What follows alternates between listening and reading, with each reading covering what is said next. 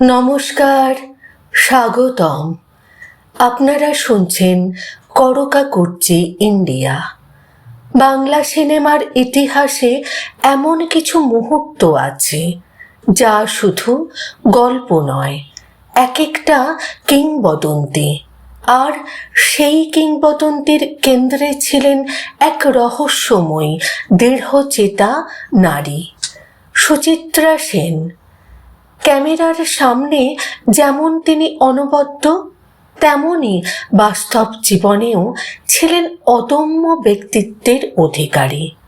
আর তার পাশে ছিলেন চিরকালীন মহানায়ক উত্তম কুমার।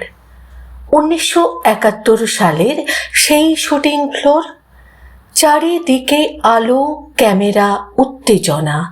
হঠাৎই সব কিছু থমকে গেল এক অভাবনীয় ঘটনায়।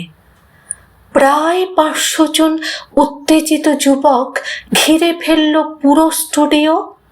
দাবি একটাই, ম্যাডাম, আপনাকে ক্ষমা চাইতেই হবে। কিন্তু এরপর যা ঘটেছিল তা শুধু এক অভিনেত্রীর গল্প নয়, তা ছিল এক নারীর সাহস, আত্মসম্মান আর অদম্য ব্যক্তিত্বের ইতিহাস।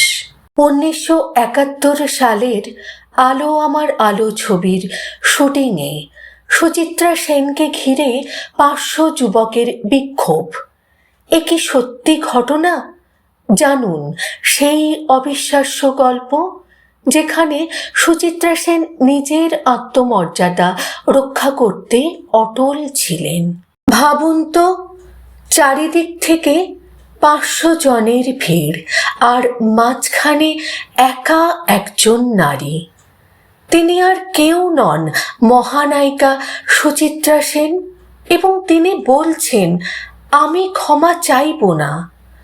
বাংলা সিনেমার ইতিহাসে কিছু নাম শুধু অভিনেতা অভিনেত্রী নয়, তারা এক একটি অধ্যায়, এক একটি ব্যক্তিত্বের প্রতীক।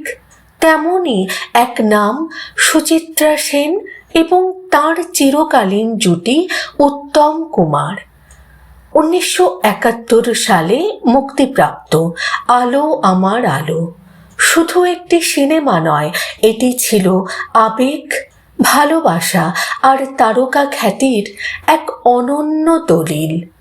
কিন্তু এই ছবির শুটিংয়েই নাকি ঘটেছিল এক বিস্ময়কর ঘটনা, যেখানে একা সুচিত্রা সেনকে ঘিরে ধরেছিল প্রায় 500 জন উত্তেজিত যুবক।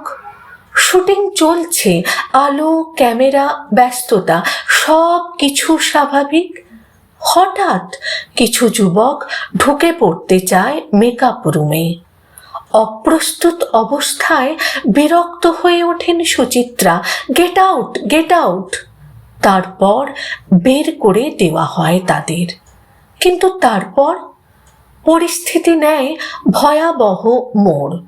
স্টুডিওর বাইরে জমায়েত 1-2 নয়, প্রায় 500 জন ছেলে। তাদের একটাই দাবি, ম্যাডাম, আপনাকে ক্ষমা চাইতেই হবে। চারিদিকে উত্তেজনা, ভয়, অস্থিরতা। কিন্তু সেই ভিড়ের মাঝেও শান্ত, দৃঢ় এক নারী, সুচিত্রা সেন। তিনি স্পষ্ট জানিয়ে দেন, আমি ক্ষমা চাইব না। নিজেই গাড়িতে উঠে বসেন, হর্ন বাজান, গেট খুলতে বলেন।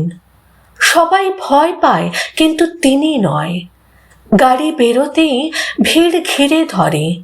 তবুও তিনি কাঁচ নামিয়ে শান্ত গলায় প্রশ্ন করেন, আপনাদের সমস্যা কি? যুবকেরা বলে, আমরা বিপ্লবী। তিনি উত্তর দেন, বিপ্লব কি আমার বিরুদ্ধে? সাহায্য চাইলে করতে পারি, কিন্তু ক্ষমা নয়। এই দৃঢ়তা, এই আত্মবিশ্বাস ধীরে ধীরে বদলে দেয় পরিস্থিতি। অবশেষে সেই 500 জনের ভিড়ই মাথা নত করে বলে, ম্যাডাম, আমাদের ভুল হয়েছে, আপনি আমাদের ক্ষমা করুন।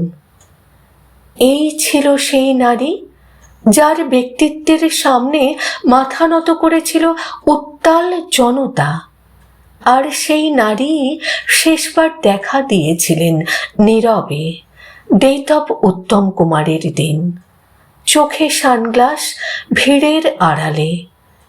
চিরসঙ্গী উত্তম কুমারকে শেষ বিদায় জানাতে।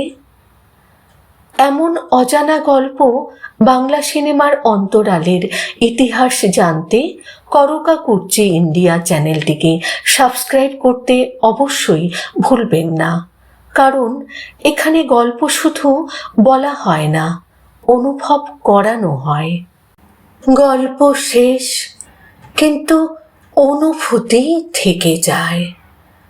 বাংলা সিনেমার সোনালি দিনের এমন অজানা গল্প, তারকা জীবনের নেপথ্যের আবেগ আর ইতিহাসের সেই হারিয়ে যাওয়া মুহূর্তগুলো আমরা তুলে আনি শুধু আপনাদের জন্য। করকা কুর্চি ইন্ডিয়া শুধু একটি চ্যানেল নয়, এটা বাংলা সংস্কৃতির স্মৃতির ভাণ্ডার।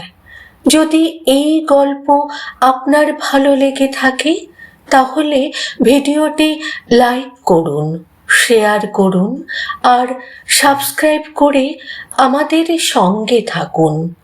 বেল আইকনটা চাপতে ভুলবেন না, কারণ পরের গল্পটা হয়তো আরও বেশি অবাক করে দেবে আপনাকে।